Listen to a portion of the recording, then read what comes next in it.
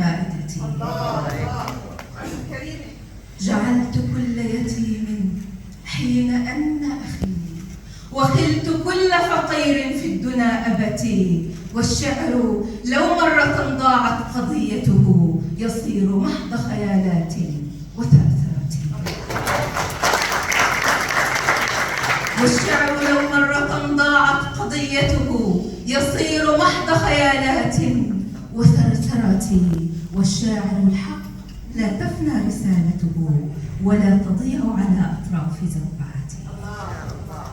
أعيش بين ضلوع الضاد فارسة ولا أموت سوى في حضن قافيتي. دمي سفينة بوح قد حملت بها من كل زوجي ما يكفي لأزمنتي.